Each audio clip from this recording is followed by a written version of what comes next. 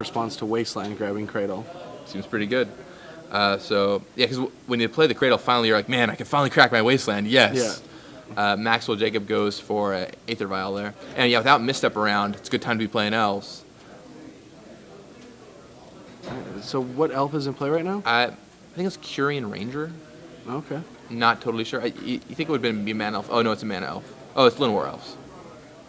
A really old Llanowar Elves. I think. Is that Urza's block Llanowar Elves?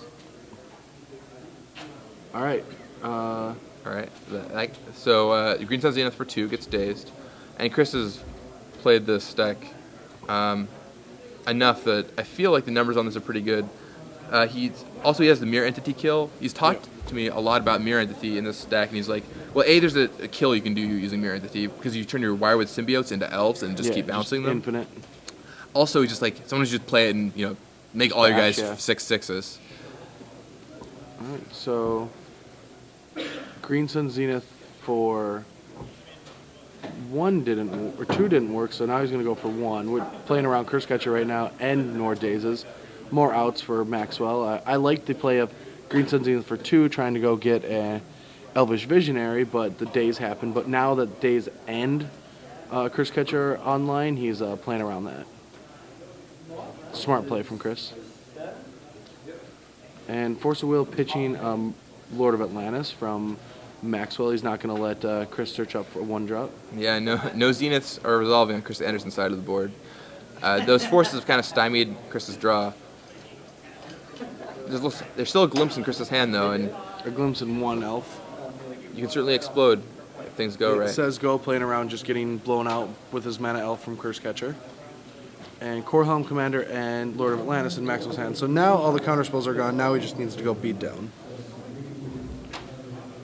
Attacks for 2, goes to take it. Does Maxwell put in his Lord? Yeah, flashes in. Chris goes down to 17. Oh, and he has Crop Rotation in hand, too. That's not really that great right now. Not exactly what he wants to have. Yeah, Crop Rotation, something, and Glimpse. Chris untaps, takes his turn, needs to get a decent amount of elves in his hand so he can start going off. And he just drew a Wirewood Symbiote, so he can kind of mini-chain one of those Glimpses, trying to generate some card advantage here. He's under a ton of pressure as well, so I think that's not a bad play. And no, he's not going to do that. He's going to keep the Glimpse in hand. There comes Wirewood Symbiote.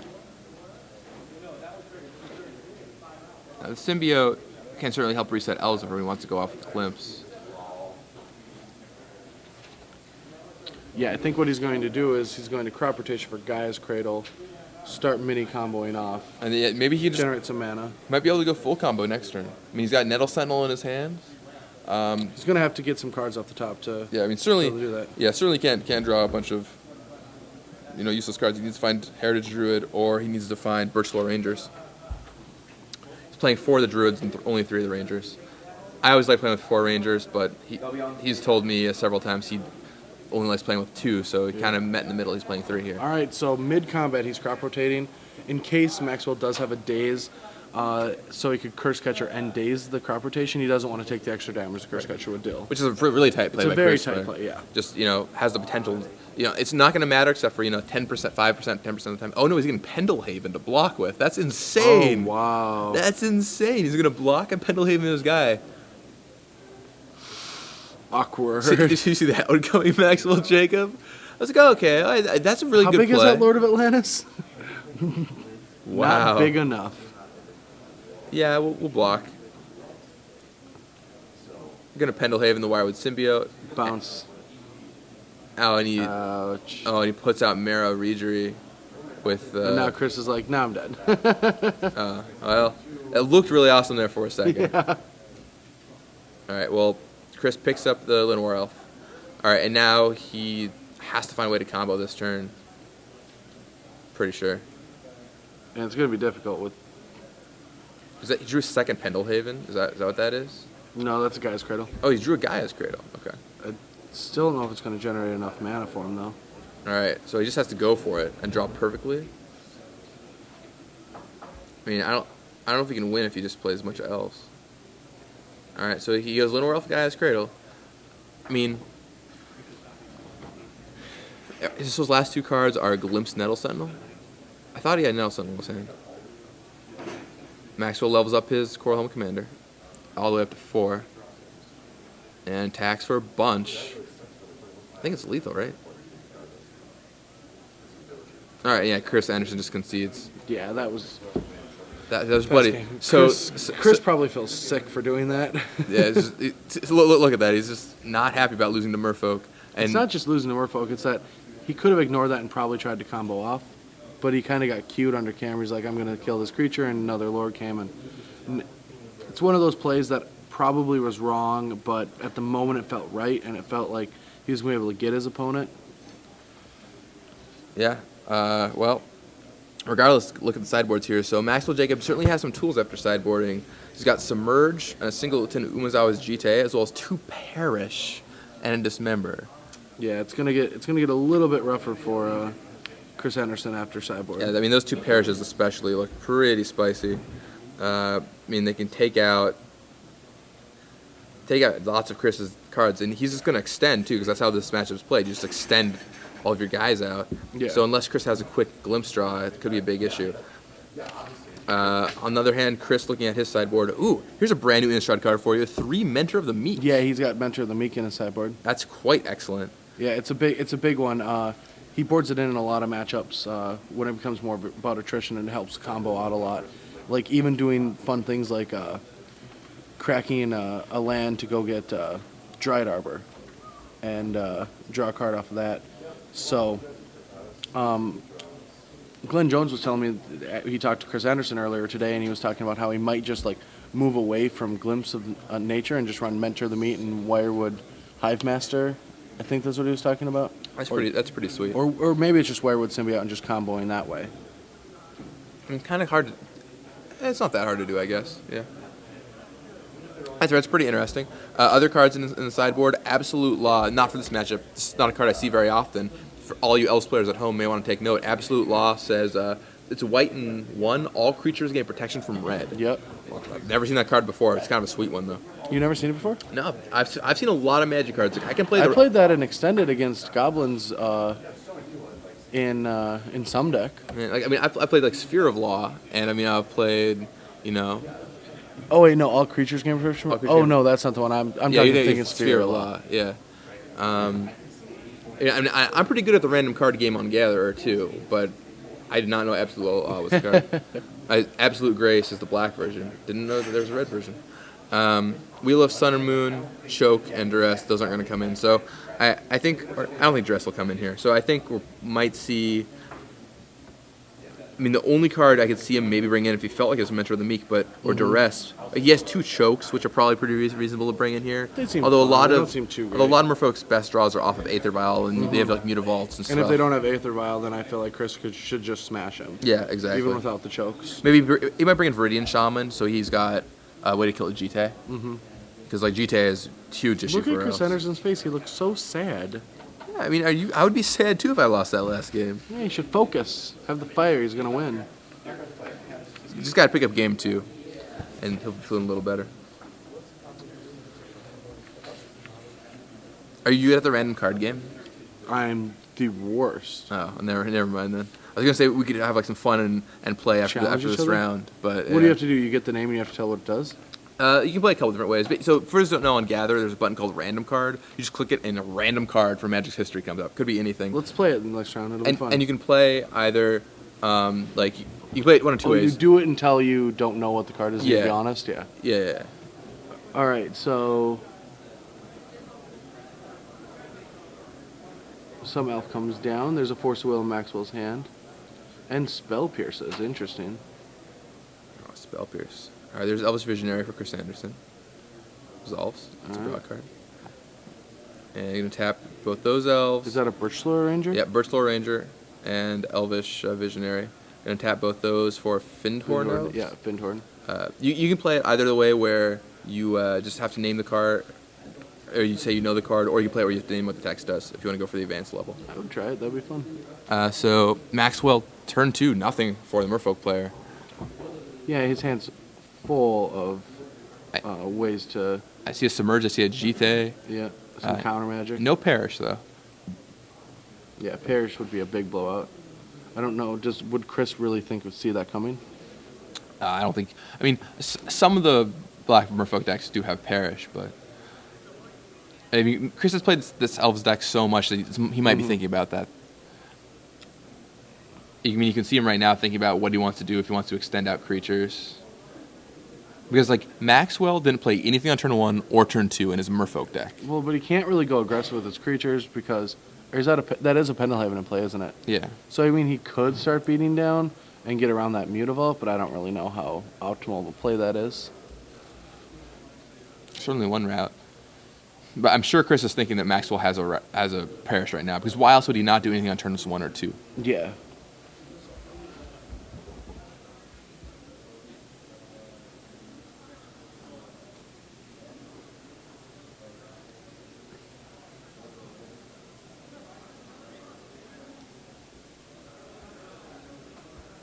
All right. Green Sun Zenith for 2. It's Zenith time. You can get single spell snared. What do you think he's trying to get with the? I think he's trying to get a. Well, the world may never know. Force pitching Spell Pierce. I don't know what he'd be going to get. I mean, Werewood Symbiote seems like a good card to go get. yeah, Symbiote seems like a good card to get, but if he's doing it for 2, yeah. Maybe it was a trick. Or Priest of Titania. Priest of Titania. It's not unreasonable. Alright, so Chris is going to crack Fetchland, and in response, going to submerge away the Birchlaw Ranger. Oh, Birchlaw Ranger. Chris gets a mana in response, and Birchlaw Ranger goes away. A little old trick with Submerge. You do it in response to a Fetchland, the card goes on top, then it goes shuffled. So, just stuck somewhere in Chris Andersen's deck. Chris gets Savannah.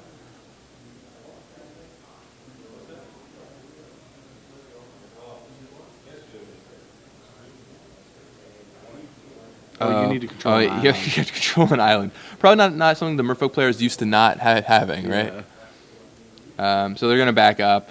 I mean, He's just going to put the island Max in is, and take the warning. Max is just going to, get an island. Chris makes sure to prove that Max has an island in his deck. Not playing the old islandless Merfolk.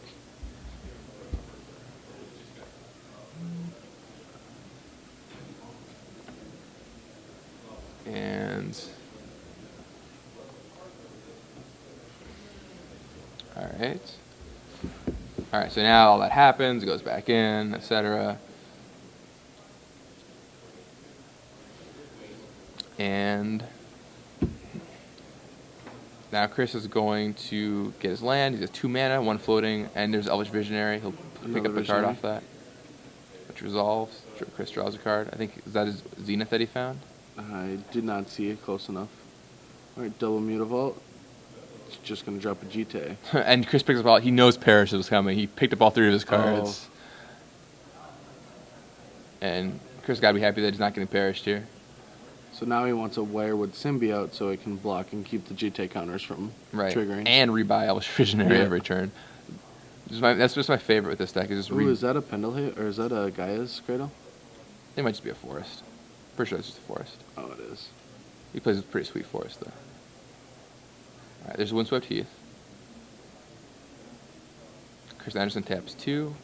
Green Sun Zenith for 1. Yeah, and now you just want to find the Symbiote. Yeah. He really needs that Symbiote. Yeah, if he doesn't get that GT with another land is just going to wreck this game. Fortunately for him, Maxwell just has Spell Pierce in his hand, which he can pay for. And Chris just slams down that Symbiote. Could not be happier. And let's see, I think he can...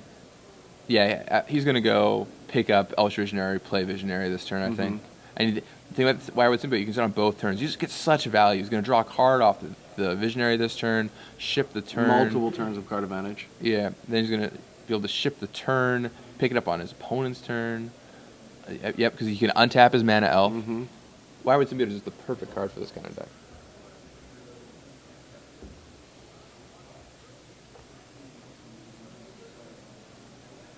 All right, draws another spell.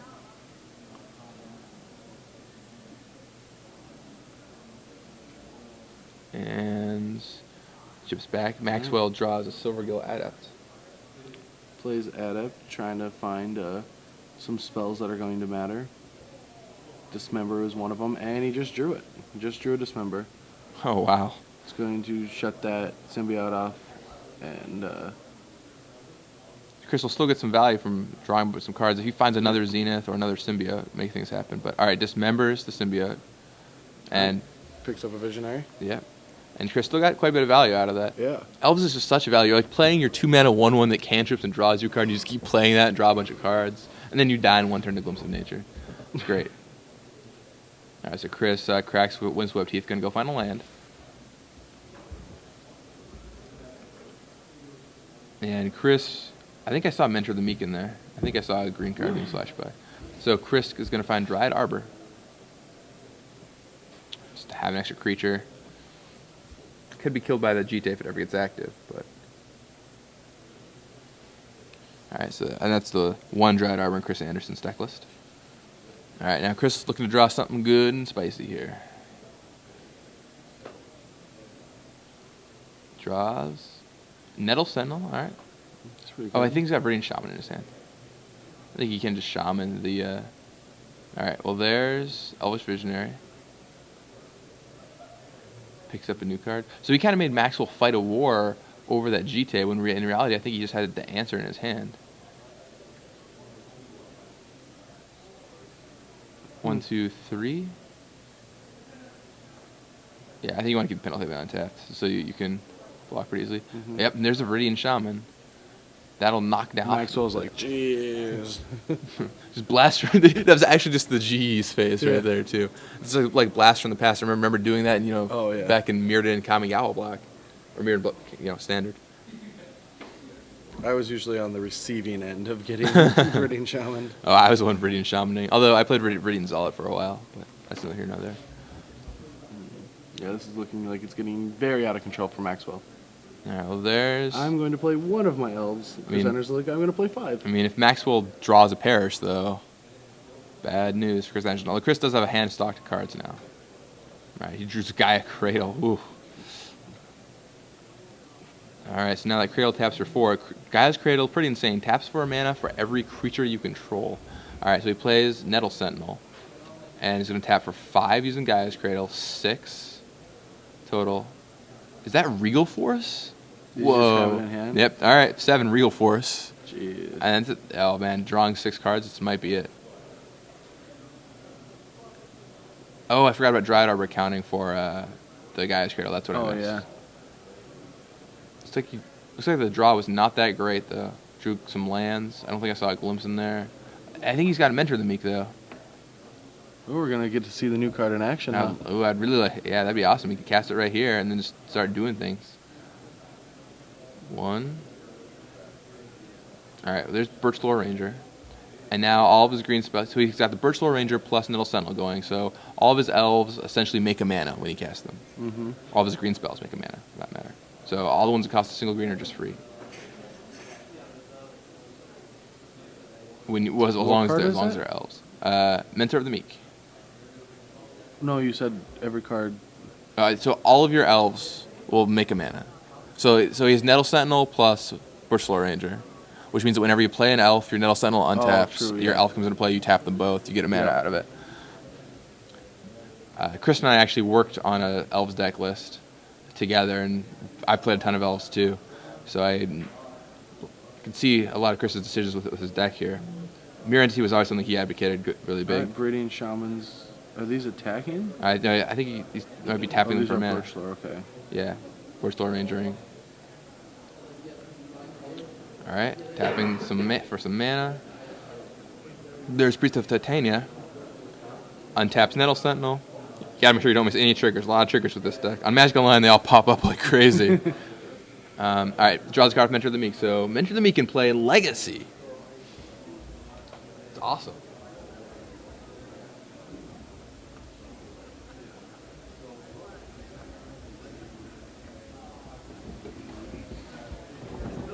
Alright, top deck did another Dismember.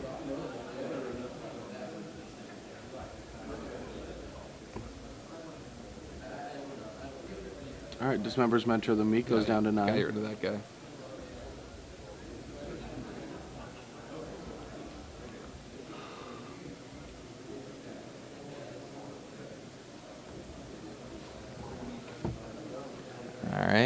Chris taps 1, 2. Still got value out of that mentor. All right, there's the mirror entity.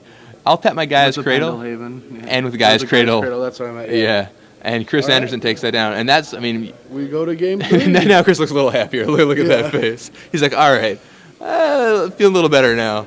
Didn't get perished out that game. And now it's Chris who will be on the draw for game 3.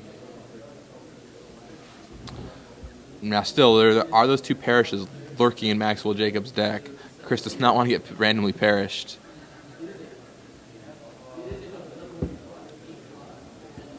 Perish would have been brutal there. The combo with Mirror Entity, in case you don't see it, is, well, first of all, you can do what you do that game, which is just make all your guys gigantic. But if you have Wirewood Symbiote and Mirror Entity, you can activate Mirror Entity and make all your Wirewood Symbiotes also elves, so they can return themselves. Yeah, and then it's just a crazy infinite loop. Yeah, I mean, so then you just pick up your Wirewood Symbiotes, you play them down, you tap them all for mana with Heritage Druid, things go nuts. Yeah, it just gets crazy. Wild and crazy times. And then, then eventually you build up to, it's madness, just trust me. But yeah, you never know what's going on the table. You know, it takes 6 minutes and you're dead. Yeah, you can bounce your Regal Force sometimes. Like, crazy stuff happens. So once you do all the shenanigans, there's no real way, though. How do you... Like, there are games with this deck that you can combo out and not kill them that turn, correct? It is theoretically possible, yes. Yeah, but you get to Thoughtseize them twice. You can Thoughtseize them twice. You can also... If you board it in the Mortar Pod, you can kill them. Oh, so the Mortar Pod. That's actually pretty technology. Kristen, tell me about that one. That is Mortar Pod is a way that if you combo out, you can kill them. Yeah. Which is pretty neat. But aside from that, any guys that aren't summoning 6, for example, Nettle Sentinels are often down and just, have been there for a turn or two. You can make them, a million or whatever. So those can serve in. But yeah, it is possible for you to not win that turn. I talked to Chris about it, though, and his opinion is often, it's pretty much never matters if it's next turn or not. So, especially if you can Thoughtseize them. Looks like both players are mulliganing here.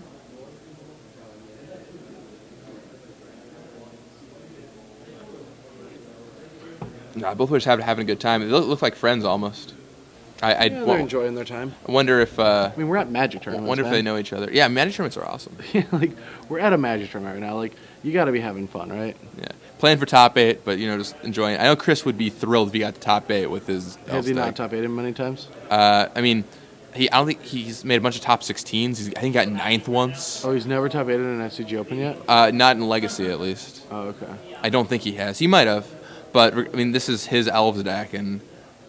I know he'd like to make it happen. He had to... He played it through when Mental Misstep was still around, took a beating doing so. Although he still made top 16 of an Open doing so. Might have been, the last Indianapolis Open. He lives in Indianapolis, so it's easy for him to get here. He plays in just the Indianapolis events mostly. Well, I see him all the time. It's only Indianapolis, though? He goes around to some of the Grand Prix and stuff, but I think most of the Star Seed events he plays are ones around here. See how he does. I'll look up and see some of his other finishes. All right. Chris, look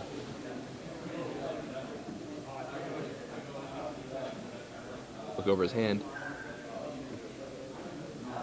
Using the StarCityGames.com deck database, you can search for any person and just find all their results, including Star City Games Opens. It's pretty convenient.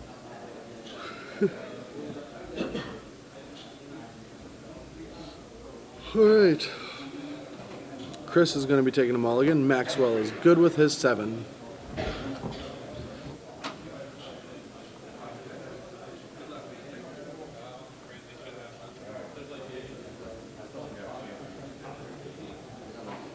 And, man, mulligans. Not good. So here we go. So, Chris Andersen... Yeah, he's got a 7th place, a 4th place. 1 Legacy top 8, 1... Yeah, 1 Legacy top 8. And... Yeah, and 1 Standard Open top 8. Yeah, 1 Legacy, 1 Standard. Top 8 Standard with Koldotha Red of all decks. But, let's see, 1, 2, 3, 4, 5. All right. Chris on 5. Can he come back? I do see Glimpse in his hand. That's certainly going to help. Cracks Verdant Catacombs. Going to find a land.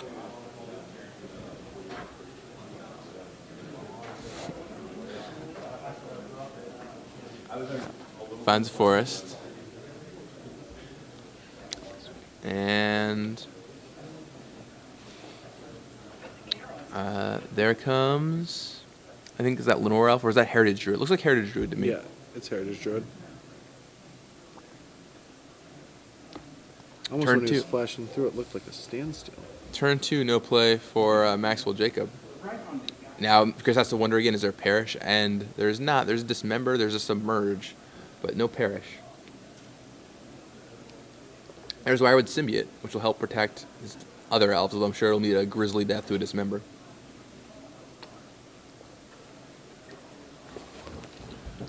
And Maxwell quickly dismembers. Well, not quickly. Yeah. After thinking, dismembers the Heritage Druid in response, making sure he can't pick it back up. Yeah, we don't want a Heritage Druid in play. Right? That's about one of the only ways Chris Andersen's going to generate too much card advantage for Maxwell to get back in the game. And there's Romero Reedry on turn 3. Dree. I think he has another Mara Reedry in hand, and he might be able to chain some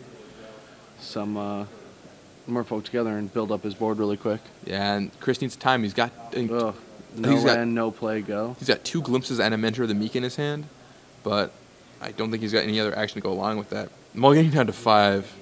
Chris can't be happy about that. Well, I don't like that play. All right, there's Cold Helmet Commander. He could have, if he did it the other way, he could have had 1 mana untapped. All right, taps in, serves for 3. And he could have triggered the Coral Helm.